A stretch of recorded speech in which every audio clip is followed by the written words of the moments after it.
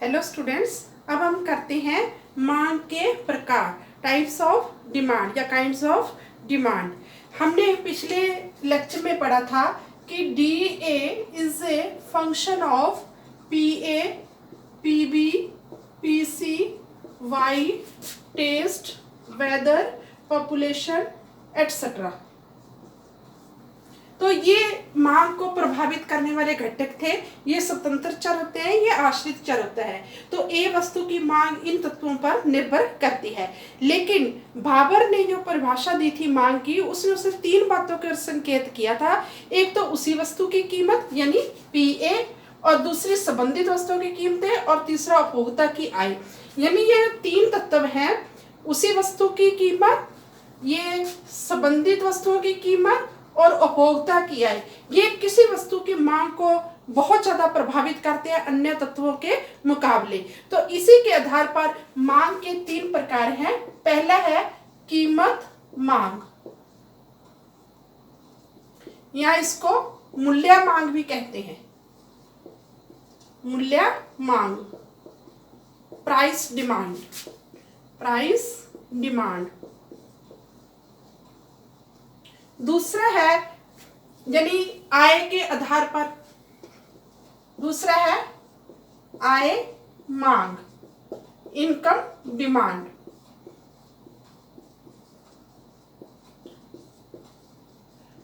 और तीसरी है जो संबंधित वस्तुओं की कीमतों से प्रभावित होती है, उसको बोलते हैं तिरछी या आड़ी मांग। आड़ी मांग, क्रॉस डिमांड बोलते हैं इसको। इनकी हम एक एक की डिटेल करेंगे, लेकिन सभी का मैं शॉर्ट में बताती हूँ। कीमत मांग क्या है कि कीमत मांग क्या है? कीमत, किसी वस्तु की कीमत मांग उस वस्तु की वह मात्रा है जो अन्य घटकों के स्थिर रहने पर उस वस्तु की विभिन्न कीमत स्तरों पर उपभोक्ता द्वारा खरीदी जाती है। तो ये जैसे इसको डिमांड ए को कैसे, इसको कैसे लिखा जाएगा? D A is a function of P ए, यानी ए वस्तु की जो मांग है वो ए वस्तु की कीमत पर निर्भर करती है, अन्य घटक जो है स्थिर है। तो उसी वस्तु की कीमत के विभिन्न स्तरों पर वस्तु की जितनी मात्रा खरीदी जाती है उस मांग मात्रा को कहा जाता है कीमत मांग। अब आय मांग, आय मांग से प्राय वस्तु की उस मात्रा से है जो अन्य बातें स्थिर रहने पर उपभोक्ता द्वारा निश्चित समय अवधि में आय के विभिन्न स्तरों पर खरीदी जाती है। यानी बाकी घटक तो स्थिर रहते हैं, लेकिन आय के विभिन्न स्तरों पर किसी वस्तु की कितनी मांग की जाती है उसे कहते हैं आय मांग। फिर है तिरछी या आड़ी। इसमें क्या होता है, मान लो दो वस्तुएं हैं एक्स और वाई, ये दोनों संबंधित वस्तुएं हैं, या स्थानापन्न गुड्स है या क्या है, पूरक वस्तुएं हैं।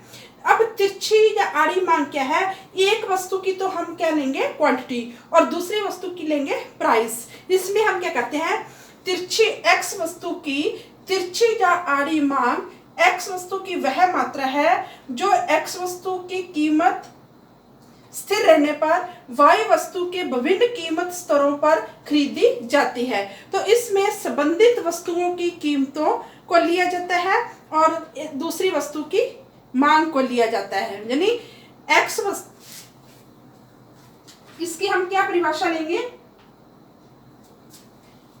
कि एक्स वस्तु की तिरछी या आड़ी मांग एक्स वस्तु की वह मात्रा है जो एक निश्चित समय अवधि में उपभोक्ता की आय और एक्स वस्तु की कीमत स्थिर रहने पर वाई वस्तु के विभिन्न कीमत स्तरों पर खरीदी जाएगी, उसे एक्स वस्तु की आड़ी या तिरछी मांग कहा जाएगा। अब इन तीनों का हम रेखा चित्र की सहायता से अध्ययन करते हैं।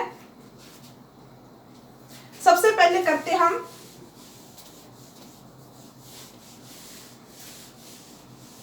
कीमत मांग, मूल्य मांग। इसमें क्या है, रेखा चित्र कैसे होगा?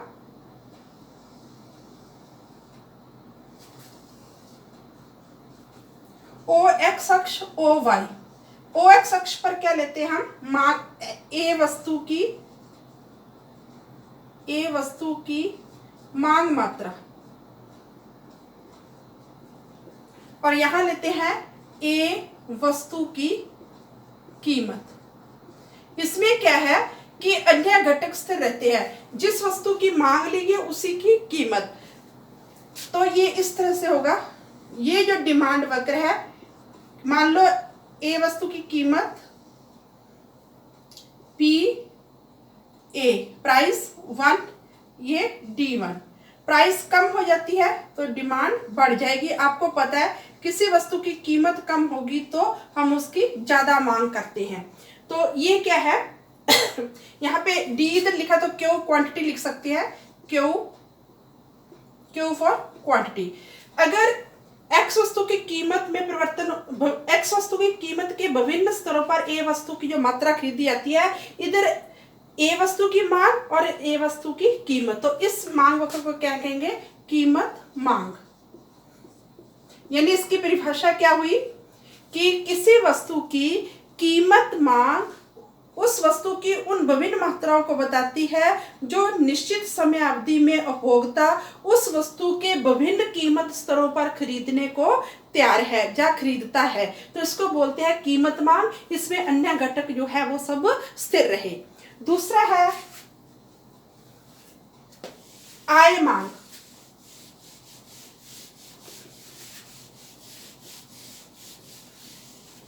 दूसरा टाइप है आय मांग, इनकम डिमांड।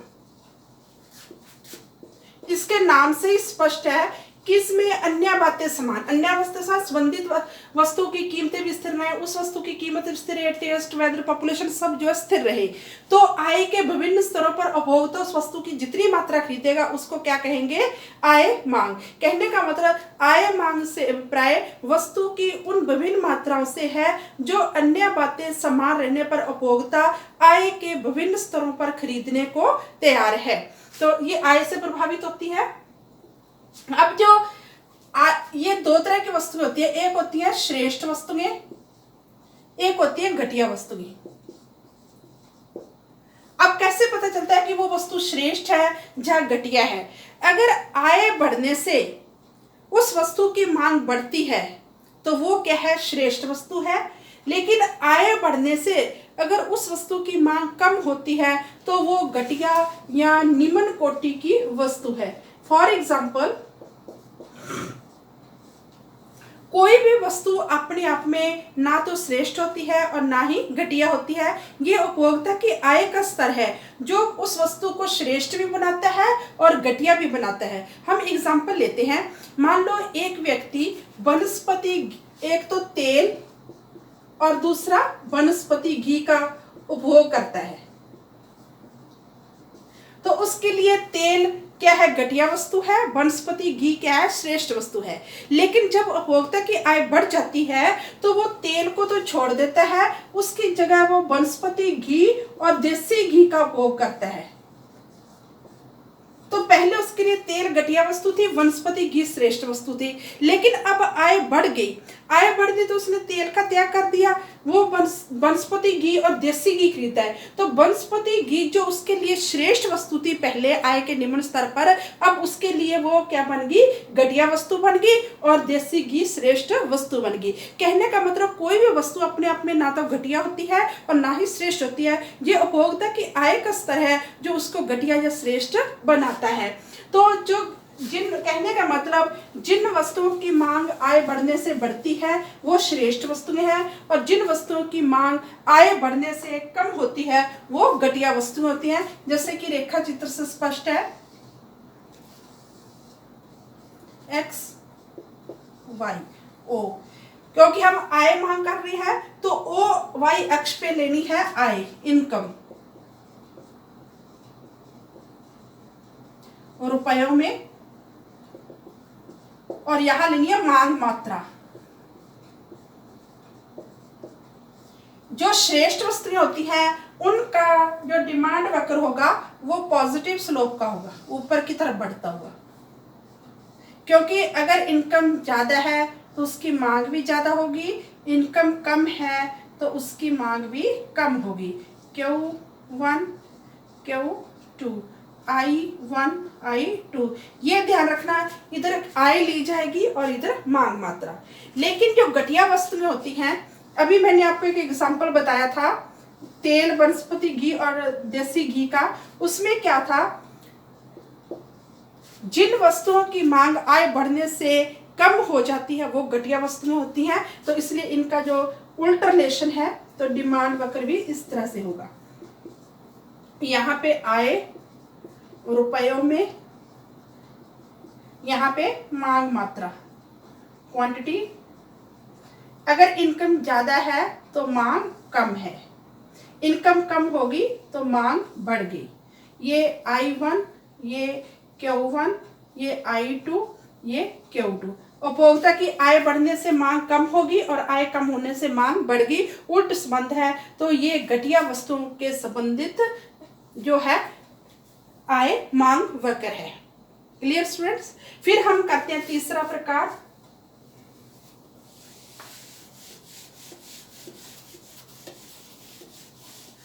तिरछी जहां आड़ी मांग, क्रॉस डिमांड। तीसरा टाइप है तिरछी या आड़ी मांग। इसको क्या कहते हैं इंग्लिश में? Cross demand. इसमें क्या होता है, एक वस्तु की प्राइस ली जाती है और दूसरी वस्तु की मांग। मान लो एक्स और वाई दो वस्तुएं हमने ली।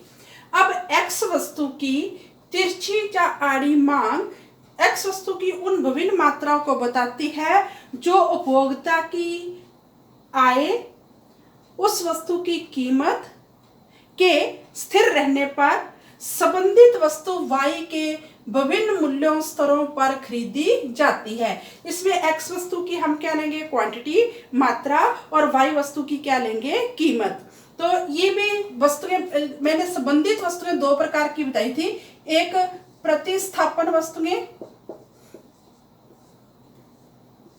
और दूसरी पूरक वस्तुएं।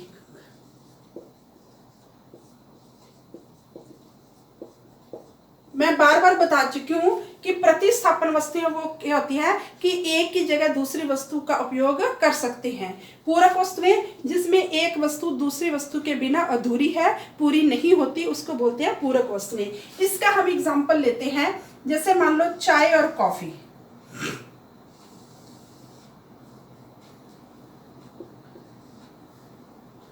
यहां हमने चाय ली है, चाय की मांग मात्रा,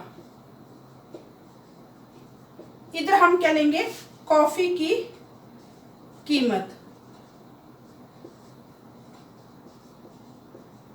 चाय और कॉफी प्रतिस्थापन वस्तुएं हैं और एक की हम क्या लेते हैं? मांग लेते हैं और दूसरे की क्या लेते हैं?